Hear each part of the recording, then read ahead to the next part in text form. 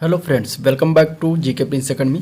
तो हम लोग डिस्कस कर रहे थे घटना चक्र के जीएस दृष्टि के बुक की, जिसमें उत्तर प्रदेश के बारे में डिस्कस कर रहे थे इस बुक में। ठीक है, तो आज हम इसी का जो है नेक्स्ट वीडियो इसी के बुक से लेकर आए हैं। इसमें मैंने पार्ट वाइज जो है बांटा हुआ था और उसमें हम लोग पार्ट 1 पार्ट 2 हो चुका है। ठीक है, इसके बाद आज हम इस वीडियो में पार्ट 3 बात करेंगे, जिसमें इसी से कंटेंट में देख लेते हैं। कंटेंट में तो इसमें पहले पार्ट में जो है पेज नंबर 3 से लेकर पेज नंबर 30 तक था। ठीक है, यहाँ तक था।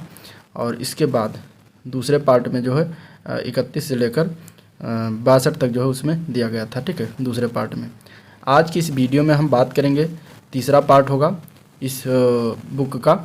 और इसमें हम पेज नंबर 63 से बात करें, जिसमें हम न्याय व्यवस्था देखेंगे, उत्तर प्रदेश के प्रमुख स्थल देखेंगे, प्रमुख सांस्कृतिक संस्थान एवं नक्षत्रशालाएँ देखेंगे, उत्तर प्रदेश की शिक्षा के बारे में बात करेंगे, उत्तर प्रदेश के प्रमुख शोध संस्थान देखेंगे और इसमें प्रमुख पार्क एवं सिटी, उत्तर प्रदेश का अंतरिम बजट आदि, ये सब हम इस वीडियो में देखने वाले हैं। यहाँ तक देखेंगे, जो कि आज ये पार्ट 3 होगा इस वीडियो का। ठीक है, जिसमें इतना हम डिस्कस करने वाले हैं। इसके बाद जो बच जाएगा इसमें, वो सारी चीज़ें पार्ट 4 में इसके नेक्स्ट वीडियो में आएगा। उसमें आपका होगा आर्थिक समीक्षा 2021-21, प्रमुख योजना और नीतियाँ, पुरस्कार, सम्मान, उत्तर प्रदेश के प्रमुख जिले एवं संबंधित महत्वपूर्ण तथ्य।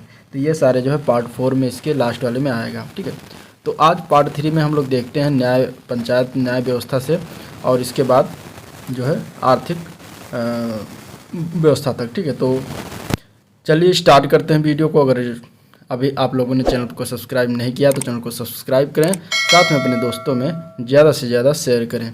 ठीक है, तो पार्ट 3 न्याय व्यवस्था देखिए, भारतीय संविधान में अनुच्छेद 214 से अनुच्छेद 237 तक न्याय प्रशासन के उत्तरदायित्व का प्रावधान मिलता है।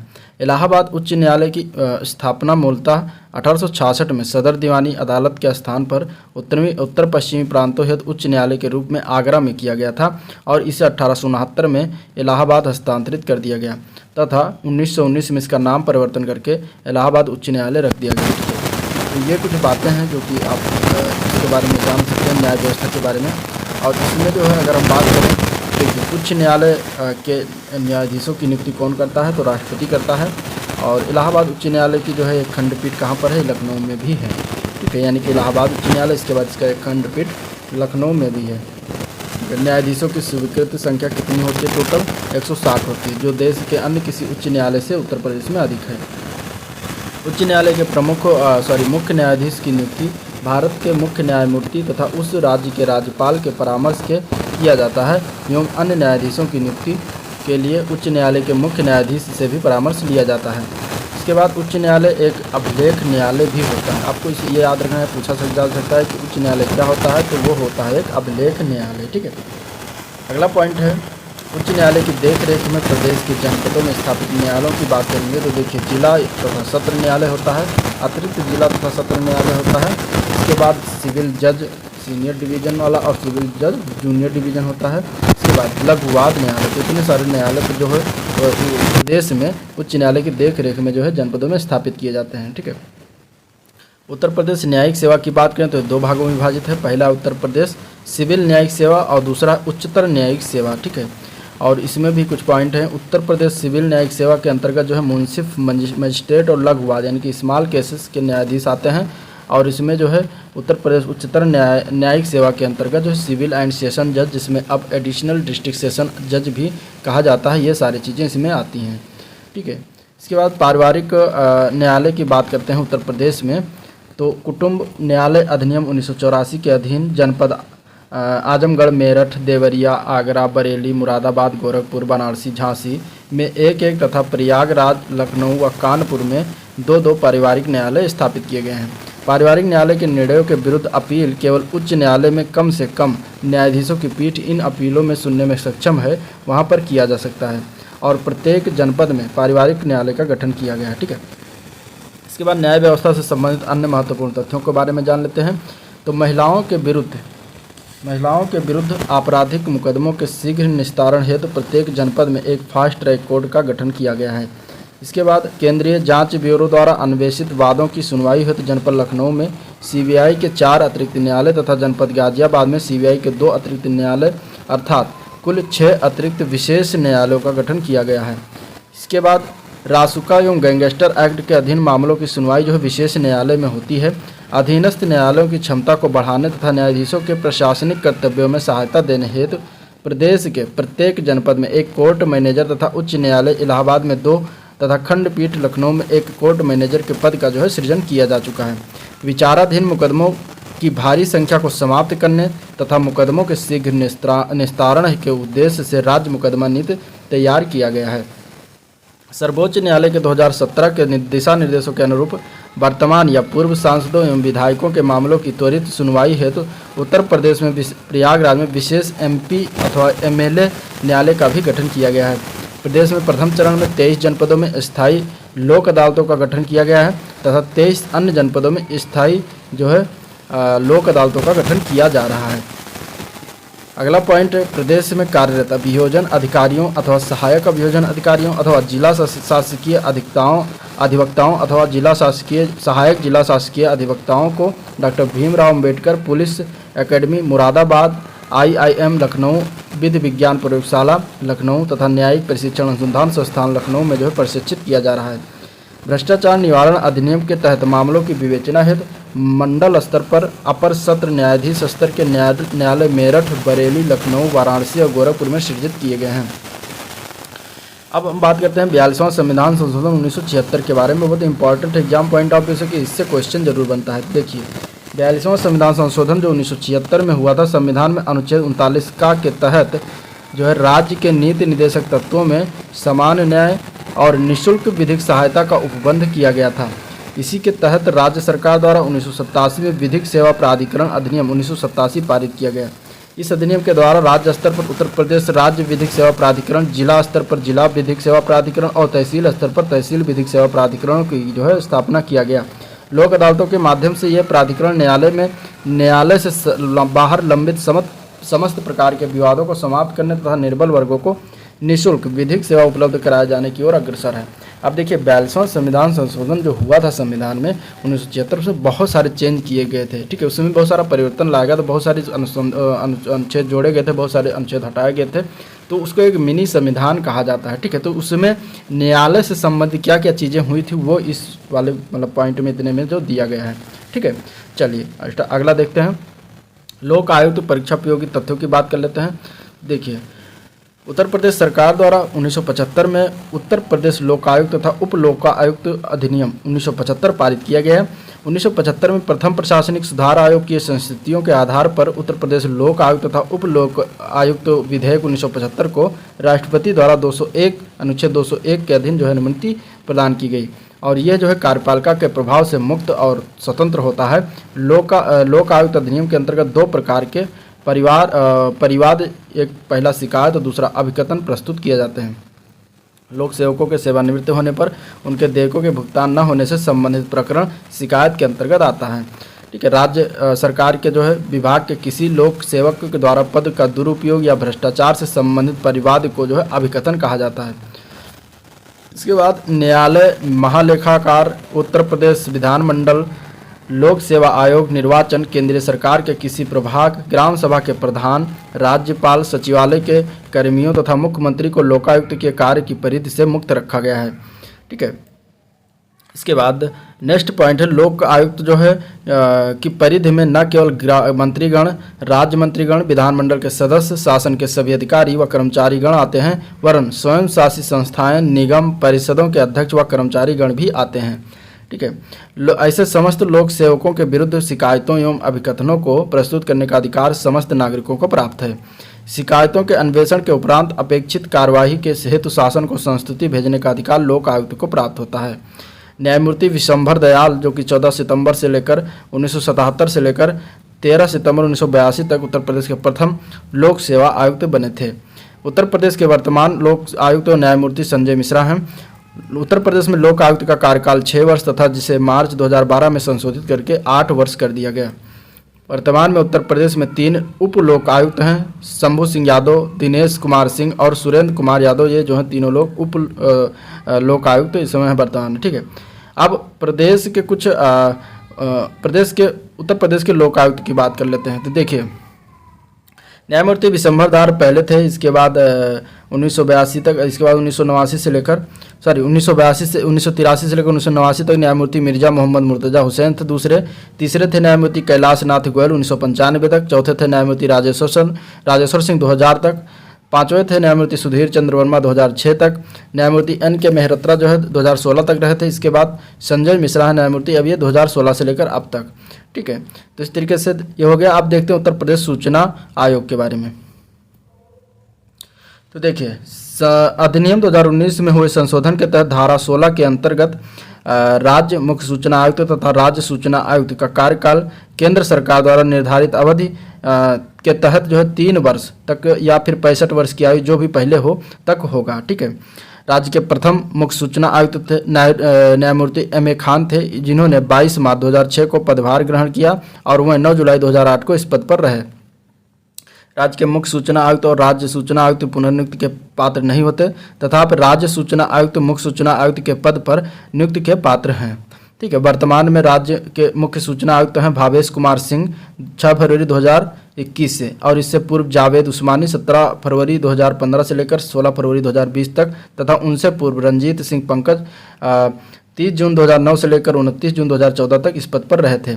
सूचना का अधिकार अधिनियम 2005 की धारा 15 के अंतर्गत राज्य सरकार द्वारा 14 सितंबर 2005 को यह गठित किया गया था, और उत्तर प्रदेश सूचना आयोग। ठीक है, इसके बाद राज्य मानवाधिकार आयोग, ये बहुत इंपॉर्टेंट क्योंकि इस समय चर्चा में है अमेरिका रूस और यूक्रेन के युद्ध के चलते।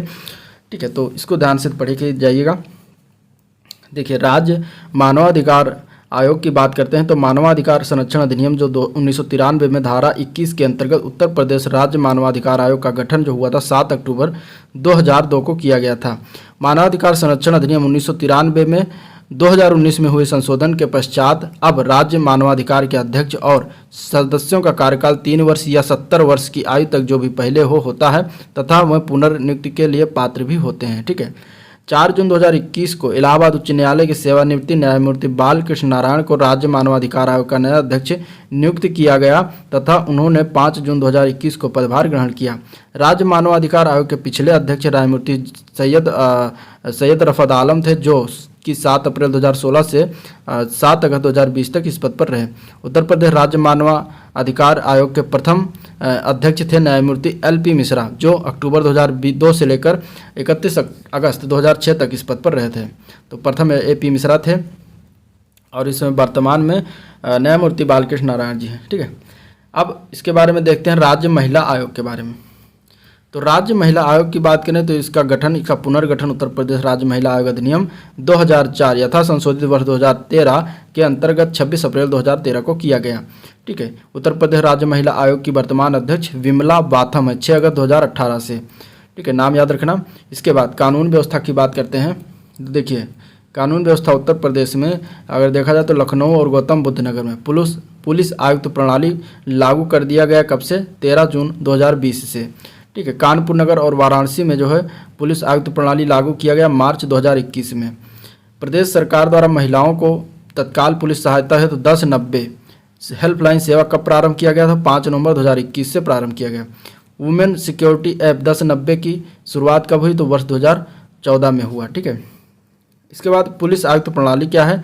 तो इस प्रणाली के तहत जो है जिला मजिस्ट्रेट के शक्तियों को अपर पुलिस महानिदेशक यानी कि ADG स्तर के पुलिस आयुक्त यानी कि कमिश्नर को सौंप दिया जाता है, जो कि उस जिले अथवा शहर के निर्धारित क्षेत्र की एकीकृत पुलिस कमान संरचना का प्रमुख और कानून व्यवस्था के लिए उत्तरदायी होता है। ठीक है, इसके बाद कारागार प्रशासन एवं सुधार से संबंधित चीज़ें देखते हैं। तो देखिए, वर्तमान में प्रदेश में बंदियों के निरुद्धीकरण व सुधार हेतु विभिन्न श्रेणी के संचालित कारागारों की टोटल संख्या कितनी है? तो टोटल 70 है। प्रदेश तथा अन्य प्रदेशों के कारागार हेतु कर्मियों के प्रशिक्षण संस्थान कौन सा है? तो संपूर्णानंद कारागार प्रशिक्षण संस्थान जो लखनऊ में है, ये प्रदेश तथा अन्य प्रदेशों के कारागार कर्मियों के प्रशिक्षण हेतु बनाया गया है। कारागारों में जो है उत्पादित वस्तुओं के विक्रय एवं प्रदर्शन हेतु जेल डिपो कहाँ स्थापित है? तो यह अमीनाबाद लखनऊ में स्थापित है। प्रदेश में संचालित केंद्रीय कारागार टोटल कितने हैं? तो टोटल 5 हैं। और केंद्रीय कारागार कहाँ? आगरा, जो कि इसकी स्थापना 1854 में किया गया। 1983 से इसका नया कैंपस बनाया गया। ठीक है, केंद्रीय कारागार आगरा। इसके बाद केंद्रीय कारागार बरेली स्थापना 1837, केंद्रीय कारागार फतेहगढ़ स्थापना 1868। ठीक है। केंद्रीय कारागार नैनी प्रयागराज में 1869 में इसकी स्थापना की गई और केंद्रीय कारागार वाराणसी जो कि स्थापना वर्ष इसका 1877 था। अब कुछ अन्य उपयोगी तथ्य जान लेते हैं परीक्षा से संबंधित। देखिए, वर्तमान में 61 जिला कारागार हैं, एक आदर्श कारागार जो कि लखनऊ में है, एक नारी बंदी निकेतन लखनऊ में है, 2 उप कारागार हैं देवबंद और महोबा में, एक किशोर सदन बरेली में क्रियाशील हैं। ठीक है। जिला कारागार अंबेडकर नगर का उद्घाटन 9 दिसंबर 2019 को मुख्यमंत्री ने किया था और इसके अतिरिक्त श्रावस्ती, संत कबीर नगर, प्रयागराज में जिला कारागार का निर्माण जो है कार्य प्रगति पर है। नारी बंदी निकेतन लखनऊ स्थापना 1867 में हुआ। इसके अतिरिक्त अलीगढ़ और फैजाबाद जो कि अब अयोध्या कहा जाता है, इसमें भी महिला कारागार स्थापित किए गए हैं। 1 वर्ष से अधिक अवधि के सिद्ध दोष अल्पवयस्क बंदी जिनकी उम्र 19 वर्ष से कम है उनको 23 वर्ष की आयु तक किशोर सदन बरेली 1887 में निरुद्ध किया जाता है। उपर्युक्त अतिरिक्त केंद्रीय कारागार नैनी व 17 जिला कारागार परिसरों में पृथक अल्पवयस्क कारागार स्थापित हैं। पर्यवेक्षण एवं प्रशासनिक सुगमता की दृष्टि से प्रदेश के कारागारों को 6 कारागार परिषदों आगरा, मेरठ, बरेली, लखनऊ, प्रयागराज और गोरखपुर में विभाजित किया गया है। कारागारों में निरुद्ध निरक्षर बंदियों को साक्षर किए जाने हेतु एक पढ़ाए एक तथा नया सवेरा कार्यक्रम सभी कारागारों में संचालित है। आतंकवादी हमलों से निपटने हेतु प्रदेश में एक commando training school Anaura, Lucknow में बनाया जा रहा है, जबकि अंतरिम व्यवस्था के रूप में पुलिस लाइन परिसर कल्ली, मोहनलालगंज, लखनऊ में कमांडो ट्रेनिंग स्कूल का संचालन किया जा रहा है। वर्ष 1947 से स्वतंत्रता संग्राम सेनानी पेंशन अथवा अनुदान योजना प्रारंभ की गई। कालांतर में पेंशन अथवा अनुदान हेतु पेंशन नियमावली प्रख्यापित की गई जो 6 अगस्त 1975 से प्रभावित है। लोकतंत्र रक्षकों आपातकाल के दौरान लोकतंत्र की रक्षा में योगदान देने वाले को लोकतंत्र रक्षक कहा जाता है और उनको सम्मान, राशि एवं अन्य सुविधाएं प्रदान करने हेतु उत्तर प्रदेश लोकतंत्र सेनानी सम्मान अधिनियम 2016 लाया गया है। वर्तमान में उत्तर प्रदेश के स्वतंत्रता संग्राम सेनानियों एवं उनके आश्रितों को 20,176 रुपये प्रति माह पेंशन तथा लोकतंत्र रक्षक सेनानी अथवा आश्रितों यानी कि पति अथवा पत्नी यथास्थिति जो भी हो उनको 15,000 रुपये प्रति माह सम्मान राशि प्रदान की जाती है। इसके बाद स्वतंत्रता संग्राम सेनानी कल्याण परिषद की स्थापना फरवरी 1973 में किया गया था, जिसके प्रधान अध्यक्ष जो पदेन अध्यक्ष होते हैं मुख्यमंत्री होते हैं। उत्तर प्रदेश स्वतंत्रता सेनानी कल्याण संस्थान लखनऊ की स्थापना 1976-77 में किया गया। प्रदेश के वृद्ध एवं निराश्रित स्वतंत्रता संग्राम सेनानियों के लिए आवास एवं भोजन की व्यवस्था कराने के उद्देश्य से लखनऊ में एक सेवा सदन की स्थापना किया गया। ठीक है। अब देखते हैं उत्तर प्रदेश के प्रमुख स्थल के बारे में। तो देखिए, आगरा स्थित लाल किले का निर्माण किसने करवाया था? तो अकबर ने करवाया था। शेख सूफी संत शेख सलीम चिश्ती दरगाह कहाँ पर स्थित है? तो फतेहपुर सीकरी में स्थित है जो कि आगरा के बगल में है। ठीक है। राधा स्वामी संप्रदाय अनुयायियों के लिए मंदिर कहाँ स्थित है? तो दयाल बाग आगरा में ही स्थित है। उत्तर प्रदेश का सबसे पुराना और सबसे बड़ा बहुउद्देशीय संग्रहालय कहाँ है? तो ये राज्य संग्रहालय लखनऊ में जो कि 1863 में स्थापना किया गया था। इसके बाद प्रयाग का नाम इलाहाबाद किसने रखा था? तो अकबर ने रखा था। मुगल सम्राट अकबर का मकबरा कहाँ स्थित है? तो सिकंदरा, आगरा के सिकंदरा में स्थित है। वृंदावन स्थित गोविंद देव के मंदिर का निर्माण किसने करवाया था? तो जयपुर के महाराजा मान सिंह ने वृंदावन में जो गोविंद देव मंदिर का निर्माण है उसको करवाया था। ठीक है। इसके बाद अयोध्या में जन्मे कुल 5 जैन तीर्थंकर जिन्होंने जैन धार्मिक मूल्यों का प्रचार किया उनके नाम है ऋषभ देव, अजीत नाथ, अभिनंदन, सुमतिनाथ और अनंतनाथ। ये जो है 5 लोग हैं, ये अयोध्या में जन्मे थे और इन्होंने जैन धर्म का जो है प्रचार किया था। अब उत्तर प्रदेश के प्रमुख संग्रहालय एवं स्थानावर्ष की बात करते हैं। तो राज्य संग्रहालय लखनऊ 1863 में स्थापना, राजकीय संग्रहालय मथुरा 1874 में स्थापना, राजकीय संग्रहालय झांसी 1978 में संग्रहालय स्थापना, अंतर्राष्ट्रीय रामकथा संग्रहालय एवं आर्ट गैलरी अयोध्या में 1988 में स्थापना, राजकीय बौद्ध संग्रहालय गोरखपुर में 1986 में इसकी स्थापना की गई, लोक कला संग्रहालय लखनऊ 1989 में, जनपदीय संग्रहालय सुल्तानपुर 1990 में, राजकीय बौद्ध संग्रहालय कुशीनगर 1994 में, राजकीय पुरातत्व संग्रहालय कन्नौज 1996 में, राजकीय स्वतंत्रता संग्राम संग्रहालय मेरठ 1997 में, राजकीय जैन संग्रहालय मथुरा में 2002 में स्थापना किया गया, डॉक्टर भीमराव अंबेडकर संग्रहालय एवं पुस्तकालय रामपुर में 1998 में स्थापना, कालिका बिंदादीन महाराज की ड्योढ़ी एवं कथक संग्रहालय लखनऊ में किया गया 2016 में।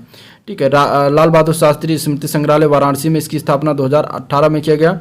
भारत कला भवन BHU वाराणसी में इसकी स्थापना 1920 में किया गया। राजकीय बौद्ध संग्रहालय पिपराहवा सिद्धार्थ नगर में स्थापना यह 2009 में किया गया। राजकीय पुरातत्व संग्रहालय फर्रुखाबाद निर्माणाधीन है अभी। ठीक है। इसके बाद उत्तर प्रदेश के जो है प्रमुख स्थानीय दर्शनीय स्थल एवं संबंधित जिले। देखिए, ताजमहल आगरा में है, वृंदावन मंदिर मथुरा में है। ठीक है। खान का रसीदिया ये मैनपुरी में है। भगवान वराह का मंदिर जो है सोरो कासगंज में है। रूमी दरवाज़ा कहाँ पर है तो ये लखनऊ में है। गोला गोकर्णनाथ मंदिर लखीमपुर खीरी में है। ठीक है। चक्र तीर्थ नैमिसारण जो है ये सीतापुर में है। आनंद भवन प्रयागराज में है। कड़क शाह बाबा की मजार जो है कौशाम्बी में है। बावनी इमली शहीद स्थल जो है फतेहपुर में है। फांसी इमली शहीद स्थल प्रयागराज में है। शहीद स्थल छावनी जो है ये बस्ती में है। ठीक है। कनक भवन अयोध्या में है। सप्त मातृका की प्रतिमा कन्नौज में है। जेके मंदिर जो है ये कानपुर नगर में है। ठीक है। दिगंबर जैन की मूर्तियां असाई किले से प्राप्त हुई वो इटावा में है। शुक्ला तालाब ये कानपुर देहात में है। गोरखनाथ मंदिर गोरखपुर में है। बौद्ध स्तूप जो है कुशीनगर एवं पिपराहवा जो कि सिद्धार्थ नगर में पड़ता है वहाँ पे बौद्ध स्तूप है। ठीक है। बाबा सोमनाथ जी का मंदिर देवरिया में है। संत कबीर का निर्वाण स्थल मगहर संत कबीर नगर में है। माथा कुंवर बुद्ध प्रतिमा ये कहाँ पर कुशीनगर में है। दशावतार मंदिर जो है देवगढ़ ललितपुर में है। हरिदेव जी का मंदिर गोवर्धन मथुरा में है। लाडली जी यानी राधा मंदिर इनका मथुरा में है। भितरगांव गुप्तकालीन मंदिर कानपुर में है। ठीक है। भारद्वाज आश्रम एवं अक्षयवट प्रयागराज में। शाकंभरी देवी मंदिर सहारनपुर में। दान तीर्थ हस्तिनापुर में जो है मेरठ में है। ठीक है। व्यास टीला एवं नरसिंह टीला जालौन में है। विंध्यवासिनी मंदिर जो है ये कहाँ पर है मिर्जापुर में। लोधेश्वर महादेव मंदिर बाराबंकी में है। भृंग मंदिर जो है बलिया जिला में है। मुगल घाट जो है ये फर्रुखाबाद जिले में है। अवघड़नाथ मंदिर मेरठ जिले में है। ठीक है। जायसी स्मारक रायबरेली में है। अशफाक उल्ला खां की मजार जो है ये शाहजहांपुर में है। चाइना मंदिर श्रावस्ती में है। रानी महल झांसी में है। मकरबई मंदिर महोबा में है। कामतगिरी पर्वत जो है चित्रकूट में है। ठीक है। कालिंजर दुर्ग ये कहाँ पर बांदा में। रजा लाइब्रेरी रामपुर में। शिवली एकेडमी ये आजमगढ़ में पड़ता है। ठीक है। देवी पाटन यानी कि पाटेश्वरी देवी मंदिर बलरामपुर में है। पार्वती अर्गा अभ्यारण्य ये कहाँ पे है गोंडा में। ठीक है। रेणुका महादेव मंदिर सोनभद्र में है। सीताकुंड घाट जो है सुल्तानपुर में। सीतामढ़ी धार्मिक मंदिर भदोही। 84 गुंबद कालपी जालौन में। बेलहा देवी मंदिर प्रतापगढ़। ठीक है। एजाज अली हाल जो है बिजनौर में। शुक्रताल का प्राचीन शिव मंदिर मुजफ्फरनगर में है। धानापुर शहीद स्मारक चंदौली। लॉर्ड कॉर्नवालिस का मकबरा जो है कहाँ पर गाजीपुर में। ठीक है। लॉर्ड कॉर्नवालिस जो स्थायीवाद के जनक थे।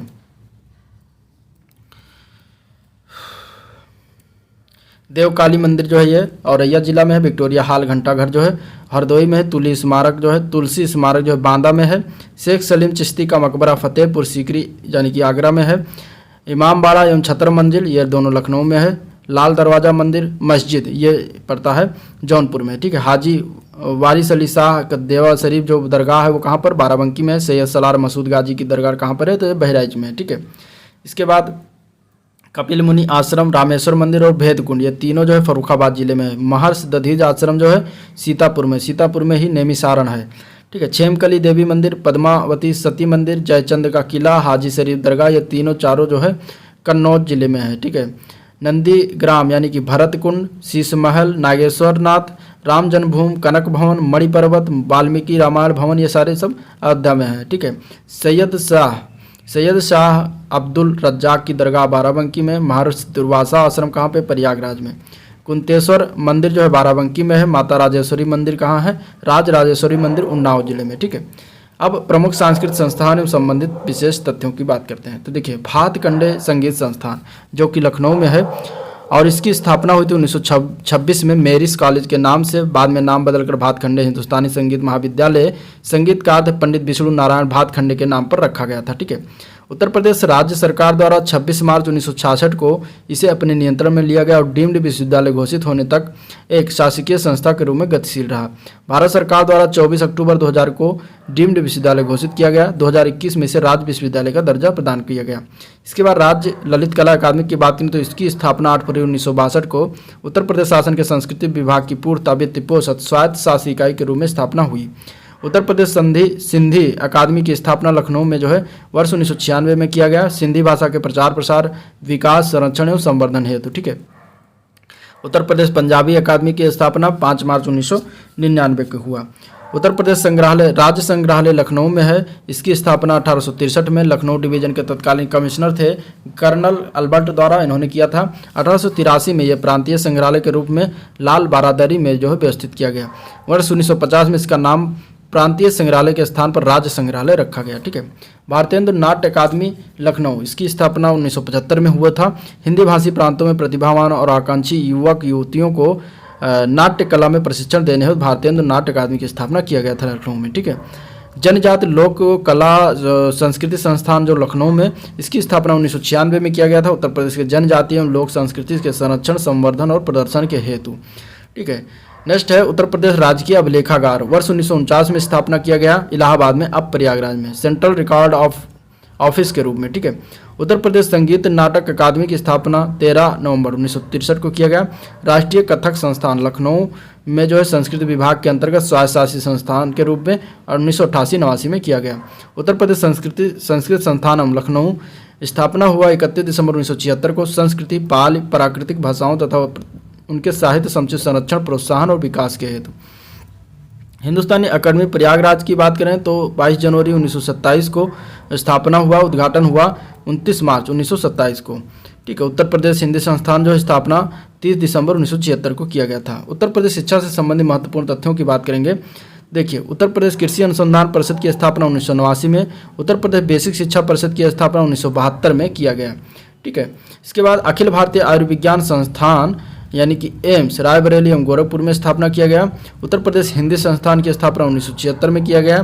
ठीक है। उत्तर प्रदेश में द्वितीय राजभाषा घोषित कब किया गया? 1989 में, जो कि उर्दू था। ठीक है। उर्दू को द्वितीय राजभाषा घोषित 1989 में किया गया। उत्तर प्रदेश संस्कृत संस्थान की स्थापना 1976 में किया गया। ठीक है। Doctor Ambedkar institute of technology for handicapped Kanpur 1997 में किया गया। ठीक है। हृदय रोग संस्थान जेके कैंसर संस्थान ये कानपुर में है। उत्तर प्रदेश आयुर्विज्ञान विश्वविद्यालय सैफे इटावा में है। उत्तर प्रदेश भाषा विभाग की स्थापना 1958 में किया गया था। राज्य शैक्षिक अनुसंधान एवं प्रशिक्षण परिषद की स्थापना 1981 में किया गया था। ठीक है।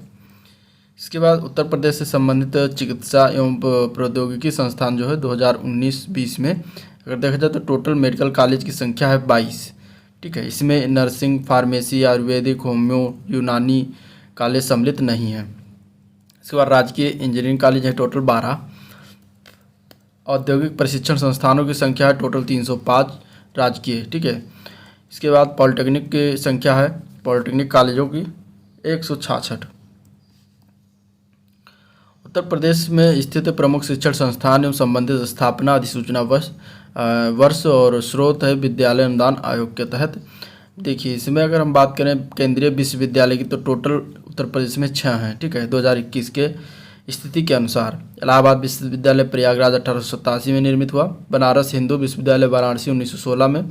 अलीगढ़ मुस्लिम विश्वविद्यालय अलीगढ़ 1920 में। बाबा साहब भीमराव अम्बेडकर विश्वविद्यालय लखनऊ 1996 में। राजीव गांधी राष्ट्रीय विमानन विश्वविद्यालय रायबरेली, स्थापना है 2013 में अधिनियम पारित हुआ है। और रानी लक्ष्मीबाई केंद्रीय कृषि विश्वविद्यालय झांसी 2014 में निर्मित। इसके बाद टोटल डीम्ड विश्वविद्यालय 9 है। ठीक है। नवंबर 2021 की स्थिति के अनुसार नेहरू ग्राम भारती विश्वविद्यालय प्रयागराज 2008 में स्थापित हुआ।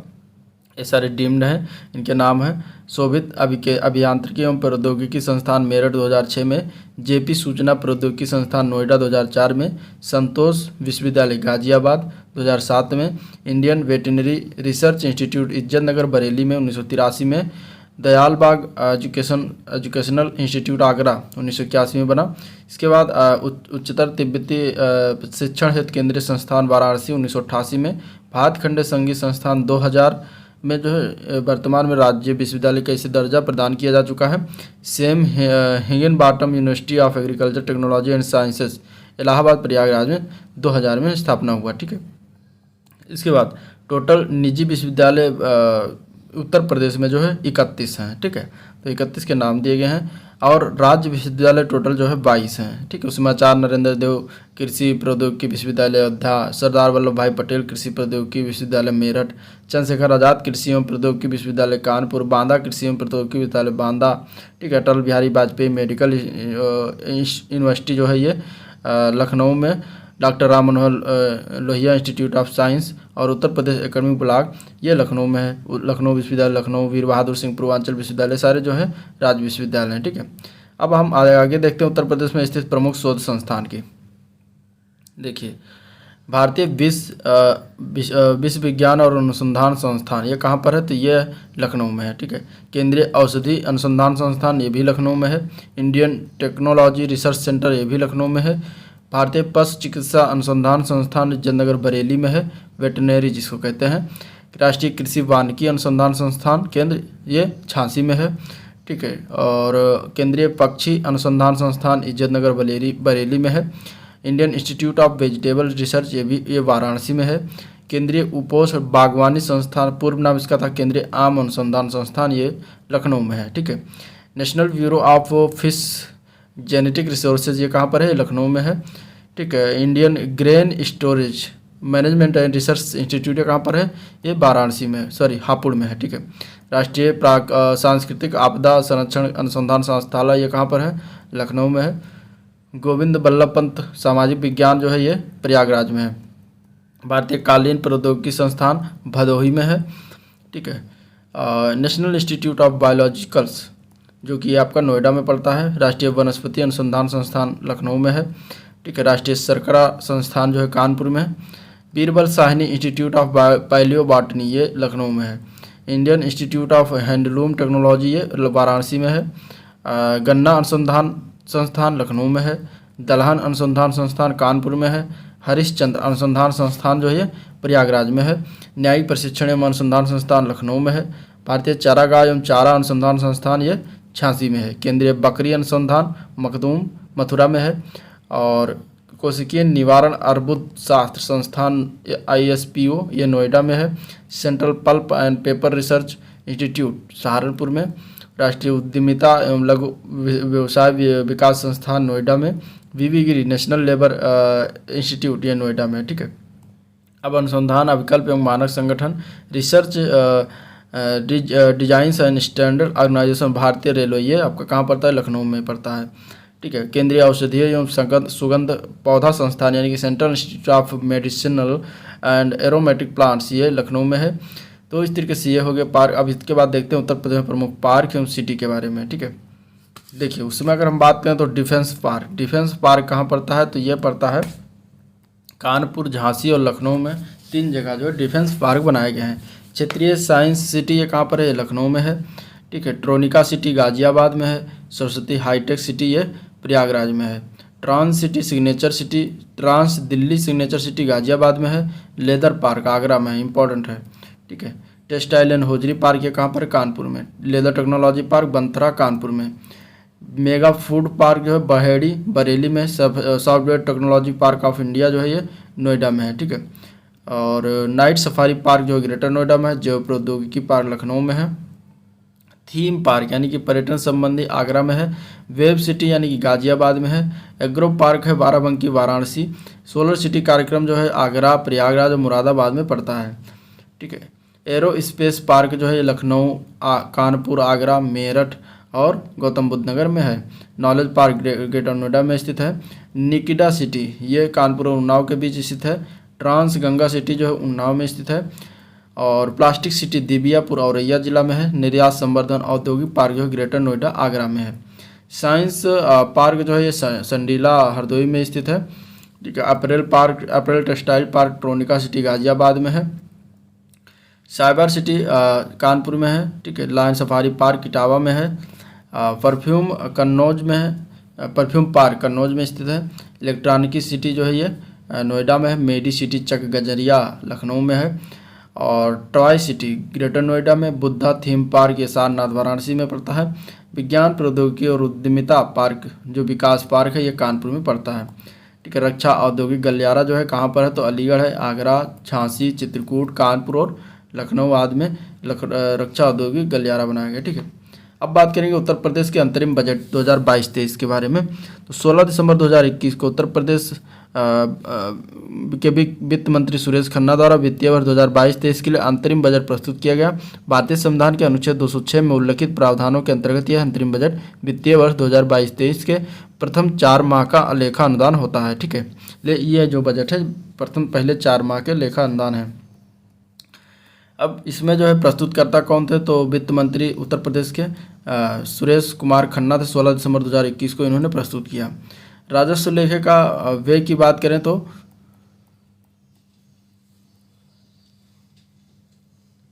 4,15,195.95 करोड़ रुपए अनुमानित किया गया है। ठीक है। बजट का आकार है 5,45,370 करोड़ रुपए। पूंजी लेखे का परिव्यय है 1,30,174 करोड़ रुपए अनुमानित है। ठीक है। राजकोषीय सेवाओं की बात करते हैं तो राज्य वस्तु एवं सेवा कर से राजस्व संग्रह का लक्ष्य 83,545 करोड़ रुपए निर्धारित किया गया है। इसके बाद स्टाम्प एवं पंजीकरण से राजस्व संग्रह का लक्ष्य जो है 28,050 करोड़ रुपए निर्धारित किया गया है। वाहन कर से राजस्व संग्रह का लक्ष्य जो है 10,285 करोड़ रुपए निर्धारित किया गया है।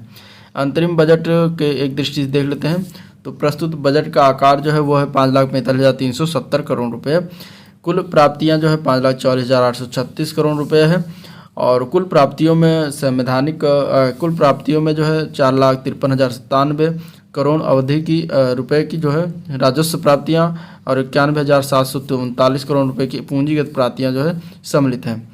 कुल व्यय की बात करें तो 5,45,370 करोड़ रुपए। कुल व्यय में जो है 4,15,195 करोड़ रुपए राजस्व लेखे का व्यय है तथा 1,30,174 करोड़ रुपए पूंजी लेखे का व्यय है। लोक लेखे से 6,000 करोड़ रुपए की शुद्ध प्राप्तियां अनुमानित है। समस्त लेन देन का शुद्ध परिणाम जो है 5,465 करोड़ रुपए अनुमानित है। राजस्व बचत जो है 37,901 करोड़ रुपए अनुमानित है। राजकोषीय घाटा जो है 57,144 करोड़ रुपए अनुमानित है, जो 2 वर्ष के अनुमानित सकल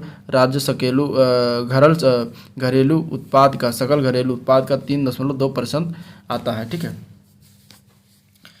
इसके बाद प्राप्तियों के विवरण की बात करेंगे तो इसमें बजट अनुमान तो केंद्रीय करों से राज्यांश 11,489 करोड़ रुपए है और जो कि ये 10% की इसमें वृद्धि के अनुमान है। ठीक है। ये प्रमुख मदें हैं राजस्व प्राप्ति की। राज्य का स्वयं का कर राजस्व जो है ये 48,305 करोड़ रुपए जो कि 30% की वृद्धि हुई है। केंद्र सरकार से सहायता अनुदान जो है 6,689 करोड़ हो, इसमें 7.5% की वृद्धि अनुमानित है। अब पूंजी लेखे से प्राप्तियां कुल 91,739 करोड़ रुपए जो कि 0.5% की वृद्धि इसमें हुई है। उसमें केंद्र सरकार से कर्ज तथा अग्रिम जो है 2,500 करोड़ रुपए 78% की वृद्धि और ऋण एवं अग्रिमों की वसूलियां जो है 2,500 करोड़ रुपए जो कि 9.9% की वृद्धि हुई है। राज्य सरकार का आंतरिक ऋण की बात करें तो 86,674 करोड़ रुपए जिसमें 12.23% की वृद्धि की गई है। ठीक है। इसके बाद 2022-23 में केंद्र से सरकार से प्राप्ति केंद्रीय करों में राज्यांश सहायता अनुदान और कर्ज का अग्रिम तो केंद्र करों में राज्यांश जो है कुल सहायता अनुदान मिला है 2,23,536 करोड़ रुपए और कर्ज तथा अग्रिम 2021-22 के पुनरीक्षित अनुमान 9,740 करोड़ रुपए में जो है 4.56% की वृद्धि हुई है। व्यय का विवरण जो बात करें अगर 2022-23 के बजट के अनुमान तो कुल व्यय जो था वो है 5,45,370 करोड़ रुपए। अब इसमें राजस्व लेखे के व्यय की बात करेंगे तो उसमें 5.8% की वृद्धि हुई है। ठीक है। और पूंजी लेखे के व्यय में जो है 16.9% की कमी हुई है। राजस्व व्यय के क्षेत्रवार मध्य की बात करें तो सामाजिक सेवाएं में जो है 1,64,753 करोड़ रुपए की वृद्धि यानी कि लगभग 14.5 करोड़ रुपए की वृद्धि हुई है। सामान्य सेवाओं में जो है 1,65,519 करोड़ रुपए की व्यय हुई है जिसमें 1.1% की वृद्धि हुई है पिछले 2021-22 के बजट अनुमान से। ठीक है। आर्थिक सेवाओं में 66,922 करोड़ रुपए जिसमें 7.27 की वृद्धि हुई है 2021-22 के बजट से। स्थानीय निकाय और पंचायती राज संस्थाओं को समानुदेशन दिया गया 18,000 करोड़ रुपए, इसमें जो है 9.09% वृद्धि 2021-22 के बजट अनुमान से किया गया। पूंजीगत लेखे का व्यय की बात करें तो 1,30,000 करोड़ रुपए है और उसमें जो है 24,965 करोड़ रुपए जिसमें 16.09% की कमी बताता है। ठीक है। इस बजट के अनुमान से और पूंजीगत परिव्यय में कमी जो है 15.8% की रही और राज्य सरकार के आंतरिक ऋण में कमी जो है 16.58% की रही है। आकस्मिकता निधि की बात करें तो वित्तीय वर्ष 2021-22 में आकस्मिकता निधि जो है शुद्ध 600 करोड़ रुपए था और 2022-23 में आकस्मिकता निधि जो है अभी कोई प्रावधान नहीं किया गया। लोक सेवा, लोक लेखा की बात करें तो उस लेन देन को दर्शाया जाता है जिसमें सरकार बैंकर या इंडस्ट्री के रूप में काम करती है। प्राप्तियां और संवितरण समेकित निधि से अलग होती हैं। वित्तीय वर्ष 2022-23 में इसमें 6,000 करोड़ रुपए शुद्ध प्राप्ति का अनुमान है, जो कि 2021-22 से 2,500 करोड़ रुपए की वृद्धि की गई है। इनका सरकार की अर्थोपाय स्थिति पर प्रभाव पड़ता है। मुख्य भाग की बात करें तो भविष्य निधि, स्थानीय निधियों की जमा, आरक्षित निधियां और जमा राशि आदि इसके मुख्य भाग हैं। ठीक है, अब राजकोषीय घाटा देखिए 2021 में वास्तविक आंकड़ों में 54,622 करोड़ रुपए का राजकोषीय घाटा रहा है और 2021-22 में के बजट में के अनुमान में 9,729 करोड़ रुपए था, जो पुनरीक्षित अनुमान में 74,000 ठीक है 90,000 करोड़ रुपए था, जो पुनरीक्षित अनुमान में 74,545 करोड़ रुपए अनुमानित है। और 2022-23 के बजट के अनुमान में जो है 57,144 करोड़ रुपए अनुमानित है, जो सकल राज्य घरेलू उत्पाद का 3.2% है, 3.02% है। ठीक है, पूंजीगत परिव्यय की बात करें तो पूंजीगत परिव्यय अवस्थापना और आधारभूत सेवाओं के सृजन के लिए ये होता है और 2020-21 वास्तविक आंकड़ों में जो है 52,237 करोड़ रुपए का व्यय किया गया। 2021-22 के बजट अनुमान की बात करें तो 1,13,767 करोड़ रुपए था। पुनरीक्षित अनुमान में जो है ये 96,480 करोड़ रुपए और 2022-23 के बजट अनुमान में बात करें तो 95,793 करोड़ रुपया रखा गया। ठीक है, इसके बाद समस्त लेन देनों का शुद्ध परिणाम की बात करें तो 2022-23 में जो है बजट में समस्त लेन देन का शुद्ध परिणाम था 5,465 करोड़ रुपए। इसके बाद प्रारंभिक शेष तथा समस्त लेन देन के उपरांत शुद्ध परिणाम के आधार पर अंतिम शेष जो बचा 26,225 करोड़ रुपए। ठीक है, राजस्व बचत की बात करते हैं तो 2020-21 में बजट अनुमान जो था वो था 27,450 करोड़ रुपए। वास्तविक आंकड़ों की बात करें 2,367 करोड़ रुपए राजस्व घाटा लगा। ठीक है, 2021-22 की बात करते हैं तो 23,200 करोड़ रुपए था अनुमानित और पुनरीक्षित अनुमान में 22,107 करोड़ अनुमानित किया गया। 22-23 में जो है बजट का अनुमान किया गया है 37,901 करोड़ रुपए राजस्व बचत का ये अनुमान लगाया गया इस बार। अन्य योजनाओं हेतु जो है 2021-22 में प्रस्तावित बजट की बात करें तो देखिए किसानों को मुफ्त पानी की सुविधा हेतु 700 करोड़ रुपए आवंटित की जा रही है। रियायती दरों पर फसली ऋण हेतु जो है 400 करोड़ रुपए। मुख्यमंत्री कन्या सुमंगला योजना 1,200 करोड़ रुपए।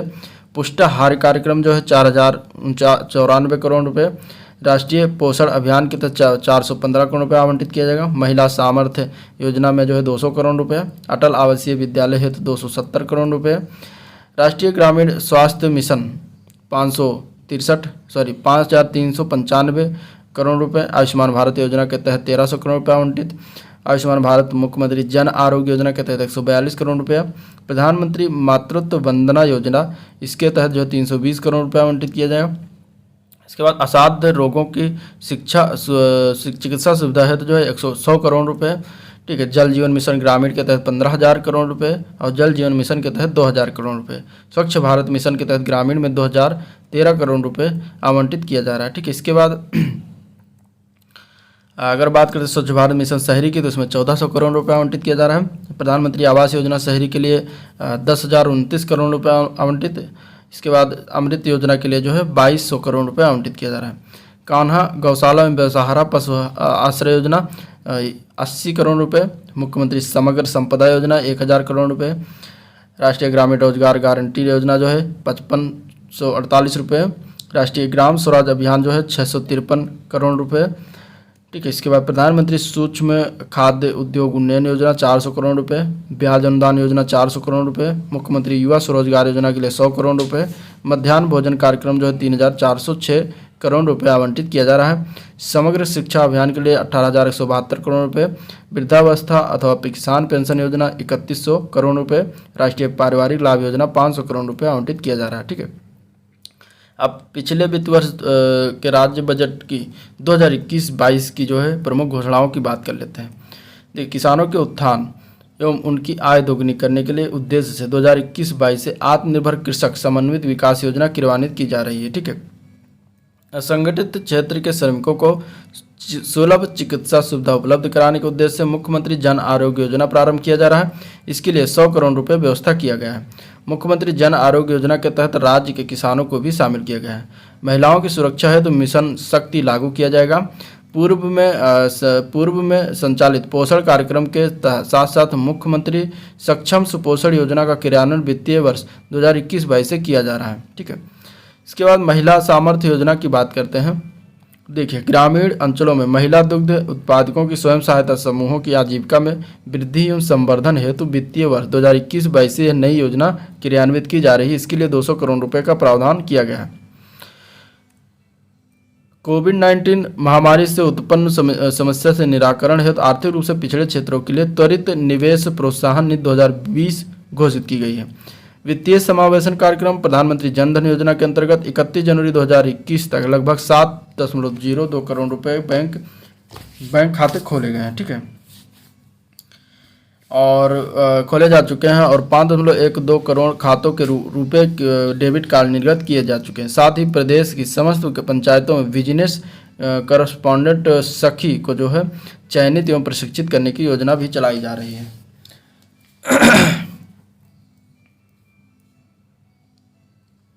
राज्य के युवाओं के विभिन्न प्रतियोगी परीक्षाओं में सफलता दिलाने के उद्देश्य से निःशुल्क कोचिंग हेतु जो है मुख्यमंत्री अभ्युदय योजना प्रारंभ की गई है। इसके बाद उत्तर प्रदेश सरकार द्वारा वर्ष 2021-22 के लिए प्रस्तुत बजट का केंद्र बिंदु प्रदेश के समग्र समावेशी विकास द्वारा विभिन्न वर्गों का स्वावलंबन से सशक्तिकरण है। जबकि वर्ष 2017-18 का बजट किसानों को, 2018-19 का बजट औद्योगिक विकास को और 2019-20 का बजट जो है महिलाओं के सशक्तिकरण को और 2020-21 का बजट युवाओं की शिक्षा, कौशल संवर्धन, रोजगार और मूलभूत अवस्थापना तथा त्वरित न्याय को समर्पित था। आत्मनिर्भर भारत विजन के तहत जो है राज्य सरकार द्वारा आत्मनिर्भर उत्तर प्रदेश विकास मंत्र पर कार्य किया जा रहा है। ठीक है। और आत्मनिर्भर उत्तर प्रदेश की अवधारणा 4 स्तंभों पर आधारित है, जो इस प्रकार है। अवस्थापना विकास पहला, दूसरा जन स्वास्थ्य, तीसरा मानव संपदा एवं सामाजिक सांस्कृतिक विकास, कृषि एवं संबद्ध क्रियाकलापों का विकास शामिल है। सरकार द्वारा आत्मनिर्भर उत्तर प्रदेश के लक्ष्य को प्राप्त करने हेतु जन स्वास्थ्य, स्वच्छता, सुरक्षा, स्वदेशी को बढ़ावा और स्वावलंबन तथा सशक्तिकरण पर केंद्रित योजनाओं और कार्यक्रमों की गति प्रदान की जा रही है। प्रधानमंत्री किसान योजना, किसान ऊर्जा सुरक्षा एवं उत्थान महाअभियान योजना के तहत कृषि कार्य हेतु सोलर पंपों की स्थापना कराई जा रही है। इस योजना के तहत वित्तीय वर्ष 2021-22 में 15,000 सोलर पंपों की स्थापना का लक्ष्य रखा गया है। ठीक है। लॉकडाउन के फलस्वरूप विभिन्न क्षेत्रों से वापस आए प्रदेश के श्रमिकों व कामगारों को रोजगार और स्वरोजगार उपलब्ध कराने के उद्देश्य से मुख्यमंत्री प्रवासी श्रमिक उद्यमिता विकास योजना क्रियान्वयन किया गया है और इस योजना के लिए 100 करोड़ रुपये बजट व्यवस्था प्रस्तावित है। इसके बाद पल्लेदारों, श्रमिक परिवारों तथा संगठित क्षेत्रों के कर्मचारियों को सामाजिक सुरक्षा प्रदान करने के उद्देश्य से मुख्यमंत्री जीवन बीमा योजना की मुख्यमंत्री दुर्घटना बीमा योजना की घोषणा की गई है। ठीक है। नेक्स्ट है कामगारों अथवा श्रमिकों को सामाजिक तथा आर्थिक सुरक्षा और सर्वांगीण विकास के उद्देश्य की प्राप्ति हेतु उत्तर प्रदेश कामगार एवं श्रमिक सेवा योजना एवं रोजगार आयोग का गठन किया गया है। प्रधानमंत्री आत्मनिर्भर स्वस्थ भारत योजना के अंतर्गत संजय गांधी PGI जो कि लखनऊ में है लेवल 3 बायोसेफ्टी लैब तथा राज्य के 45 जनपदों में राजकीय मेडिकल कॉलेज, संस्थान, चिकित्सा विद्यालय, क्रिटिकल केयर हॉस्पिटल ब्लॉक की स्थापना की जाएगी। प्रदेश के 13 जनपदों के निर्माणाधीन मेडिकल कॉलेजों के लिए 1950 करोड़ रुपए की व्यवस्था प्रस्तावित है। प्रदेश के 16 असेवित जनपदों में PPP मोड पर मेडिकल कॉलेज संचालित कराए जाने हैं तो 48 करोड़ रुपए की प्रावधान किया गया है। ठीक है। इसके बाद KGMU में के अधीन जो है लखनऊ में institute of virology infectious diseases के अंतर्गत बायोसेफ्टी लेवल 4 लैब की स्थापना का लक्ष्य है जो उत्तर भारत में अग्रणी लैब होगा। इसके अलावा डायबिटिक रेटिनोपैथी उपचार केंद्र, ठीक है, डायबिटिक रेटिनोपैथी उपचार केंद्र की स्थापना KGMU लखनऊ तथा राजकीय मेडिकल कॉलेज प्रयागराज व मेरठ में किया जाएगा। उन्नत मधुमेह केंद्र की स्थापना ये SPGI लखनऊ में किया जाएगा, SGPGI लखनऊ में किया जाएगा। ठीक है। जनपद अयोध्या में निर्माणाधीन एयरपोर्ट का नाम मर्यादा पुरुषोत्तम श्री राम हवाई अड्डा होगा। ठीक है। इसके बाद मुख्यमंत्री कृषक दुर्घटना कल्याण योजना की बात करें तो इस योजना के अंतर्गत 5 लाख रुपए की आर्थिक सहायता दी जाती है। इस योजना का आच्छादन बढ़ाते हुए उन व्यक्तियों को भी पात्रता की श्रेणी में रखा गया है जो खातेदार एवं सह खातेदार किसानों के परिवारों के कमाऊ सदस्य हों, साथ ही ऐसे भूमिहीन व्यक्ति भी जो पट्टे से प्राप्त भूमि अथवा बटाई पर खेती करते हों। इस योजना हेतु राज्य बजट में 600 करोड़ रुपए का प्रावधान किया गया। माननीय अटल बिहारी वाजपेयी चिकित्सा विश्वविद्यालय की बात करें तो ये लखनऊ की स्थापना है तो बजट में 100 करोड़ रुपए की व्यवस्था प्रस्तावित है। कुशीनगर एयरपोर्ट को केंद्र सरकार द्वारा अंतर्राष्ट्रीय एयरपोर्ट घोषित किया गया। इस प्रकार राज्य में शीघ्र ही 4 अंतर्राष्ट्रीय एयरपोर्ट हो जाएंगे, लखनऊ, वाराणसी, कुशीनगर और गौतम बुद्ध नगर में। भारत सरकार की उड़ान योजना जो है वो रीजनल कनेक्टिविटी स्कीम के तहत प्रदेश के अलीगढ़, आजमगढ़, मुरादाबाद, श्रावस्ती, चित्रकूट तथा सोनभद्र में जो है हवाई सेवा हेतु एयरपोर्ट विकसित किए जा रहे हैं। राज्य के 10 शहर हैं जो कि लखनऊ, कानपुर, प्रयागराज, वाराणसी, आगरा, सहारनपुर, बरेली, झांसी, मुरादाबाद तथा अलीगढ़ को स्मार्ट सिटी हेतु चयनित किया गया है। योजना के अंतर्गत इन शहरों हेतु 2000 करोड़ रुपए की व्यवस्था प्रस्तावित है। इसके बाद त्वरित विकास योजना की बात करें तो इस योजना का उद्देश्य राज्य में विकास कार्यों को त्वरित गति से क्रियान्वित करना है, जिसमें मुख्य रूप से ग्रामीण क्षेत्रों में अवस्थापना सुविधाओं का विकास किया जाना सम्मिलित है। इस योजना हेतु जो है 2500 करोड़ रुपए की बजट व्यवस्था प्रस्तावित है। ठीक है। इसके बाद मुख्यमंत्री सक्षम सुपोषण योजना की बात करें तो इसमें जो है किशोरियों एवं बच्चों में कुपोषण की समस्या के निवारण हेतु नई योजना चलाई गई जो कि वित्त वर्ष 2021-20 से क्रियान्वयन है। इस योजना के अंतर्गत ड्राई राशन के साथ साथ अतिरिक्त पोषण प्रदान किया जाता है और इस योजना में उन कुपोषित बच्चों को शामिल किया जाएगा जो 6 माह से 5 वर्ष तक की उम्र के हों और आंगनबाड़ी केंद्रों पर पंजीकृत हों। इसके बाद एनीमिया ग्रस्त जो है 11 से 14 वर्ष की विद्यालय न जाने वाली किशोरी बालिकाएं भी इसमें आच्छादित हैं। इस योजना हेतु जो है बजट में 100 करोड़ रुपए व्यवस्था दिया गया है। ठीक है। उत्तर प्रदेश गौरव सम्मान की बात करें तो प्रदेश में ख्यातिलब्ध साहित्यकार और कलाकारों हेतु जो अन्य किसी पुरस्कार से सम्मानित नहीं हो सके प्रत्येक वर्ष अधिकतम 5 व्यक्तियों को सम्मानित किया जाएगा। उत्तर प्रदेश गौरव सम्मान के तहत प्रत्येक सम्मानित व्यक्ति को 11 लाख रुपए की सम्मान राशि प्रदान किया जाएगा। आत्मनिर्भर कृषक समन्वित विकास योजना, इस योजना का उद्देश्य है किसानों का उत्थान तथा उनकी आय को दोगुना करना। वित्तीय वर्ष 2021-22 से योजना का क्रियान्वयन किया गया और इसके मुख्य घटक की बात कर लेते हैं। देखिए, योजना के प्रत्येक एग्रो क्लाइमेटिक जोन में अधिक उत्पादकता वाली फसलों का चिन्हीकरण किया जाएगा। उत्पादकता कृषि हेतु नवीन तकनीकी और निवेश को बढ़ावा, चयनित उत्पादों का मूल्य संवर्धन होगा, विपणन हेतु बाजार तैयार किया जाएगा तथा ब्लॉक स्तर पर कृषक उत्पादक संगठनों की स्थापना करना इसका मेन घटक है। इस योजना के हेतु जो है 100 करोड़ रुपए का प्रावधान किया गया है। वित्तीय वर्ष 2021-22 में वस्त्र उद्योग के क्षेत्र में 25,000 रोजगार सृजन का लक्ष्य है। उत्तर प्रदेश इलेक्ट्रॉनिक विनिर्माण नीति 2017 में नोएडा, ग्रेटर नोएडा और यमुना एक्सप्रेसवे को इलेक्ट्रॉनिक मैन्युफैक्चरिंग जोन घोषित किया गया। 5 वर्षों में 20,000 करोड़ रुपए के निवेश लक्ष्य को 3 वर्ष में ही अर्जित कर लिया गया। उत्तर प्रदेश इलेक्ट्रॉनिक विनिर्माण नीति 2020 में अगले 5 वर्षों में 40,000 व्यक्तियों के लिए रोजगार सृजन तक का लक्ष्य रखा गया है। ठीक है। यमुना एक्सप्रेसवे जेवर एयरपोर्ट के समीप इलेक्ट्रॉनिक सिटी की स्थापना, बुंदेलखंड में रक्षा इलेक्ट्रॉनिक मैन्युफैक्चरिंग क्लस्टर की स्थापना का लक्ष्य रखा गया है। राजकीय एवं सहायता प्राप्त माध्यमिक विद्यालयों में कार्यरत अतिथि विषय विशेषज्ञ के मासिक मानदेय की धनराशि जो हाई स्कूल और इंटर स्तर पर क्रमशः 8,000 रुपये और 10,000 रुपये थी उसको बढ़ाकर क्रमशः 12,000 रुपये और 15,000 रुपये कर दिया गया। 60 वर्ष से अधिक आयु के वृद्ध एवं विपन्न कलाकारों को 2,000 रुपये प्रति माह कल्याणकारी मासिक योजना के तहत दिया जा रहा है। राज्य में वर्ष 2019 में लगभग 54 करोड़ पर्यटक आए, जिसमें भारतीय पर्यटकों की संख्या 53.6 करोड़ तथा विदेशी पर्यटकों की संख्या 47 लाख रही। इसके बाद अयोध्या और वाराणसी में पर्यटन सुविधाओं के विकास के एवं सौंदर्यीकरण हेतु 100 करोड़ रुपए की व्यवस्था प्रस्तावित है। अयोध्या में इस बार पुनः दीपोत्सव का आयोजन 13 नवंबर 2020 को किया गया तो और 6.06 लाख से अधिक दीप जलाकर गिनीज वर्ल्ड रिकॉर्ड बनाया गया। अब कृषि के प्रमुख तथ्य की बात करते हैं तो राज्य में कुल प्रतिवेदित क्षेत्रफल जो है 242 लाख हेक्टेयर है, जिसमें 165 लाख हेक्टेयर में खेती की जाती है। कृषि क्षेत्र की लक्षित विकास दर है 5.1% प्राप्त करने है। 2021-22 में खाद्यान्न उत्पादन का लक्ष्य 644 लाख मीट्रिक टन तथा तिलहन उत्पादन का लक्ष्य जो 13 लाख मीट्रिक टन का निर्धारित किया गया है। राज्य में वर्ष 2020-21 में खरीफ उत्पादन का लक्ष्य 223 लाख मीट्रिक टन, रबी का लक्ष्य 417 लाख मीट्रिक टन एवं तिलहन का लक्ष्य 12 लाख मीट्रिक टन निर्धारित है।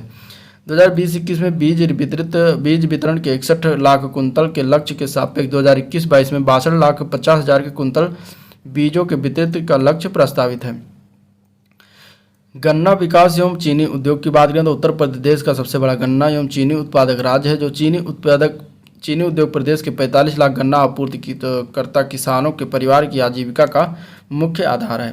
पेराई सत्र 19-20 में राज्य में 26.79 लाख हेक्टेयर में गन्ने की खेती की गई थी, जबकि वर्तमान पेराई सत्र 2020-21 में गन्ना क्षेत्रफल 27.4 लाख हेक्टेयर है। ठीक है, पेराई सत्र 2019-20 एवं 2020-21 में चीनी उत्पादन क्रमशः 126 लाख टन तथा 125 लाख टन अनुमानित है।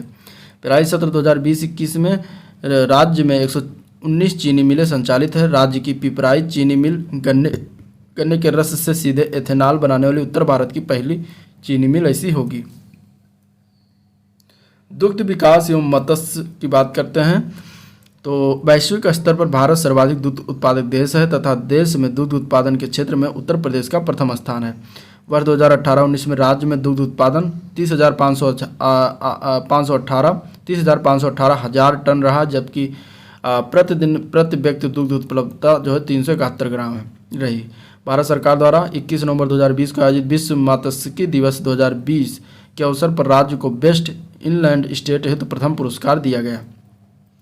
वित्तीय वर्ष 2021-22 के प्रारंभ की जा रही नई योजना प्रधानमंत्री मत्स्य संपदा योजना हेतु जो है 243 करोड़ रुपए की व्यवस्था प्रस्तावित है। तो ये था ओवरऑल वीडियो जिसका हम लोगों ने डिस्कशन किया, देखा। तो आपको वीडियो कैसा लगा आप लोग कमेंट करके फीडबैक दे सकते हैं। ठीक है, और अगर पसंद आया वीडियो तो लाइक करिए, चैनल को सब्सक्राइब करिए, साथ में अपने दोस्तों में ज़्यादा से ज़्यादा शेयर करिए। ठीक है, तो ये था इस GS दृष्टि प्रत्यंत के घटना चक्र का ये पार्ट 3, और अब इसका अगला पार्ट आएगा पार्ट 4, जो कि उसमें ये इस वीडियो का लास्ट पार्ट होगा। और इस 4 पार्ट में हम इस वीडियो को पूरा बुक को संकलित कर रहे हैं। ठीक है, तो उसको देखना मत भूलिएगा। और आज के लिए इतना ही, मिलते हैं नेक्स्ट दिन, तब तक के लिए थैंक यू।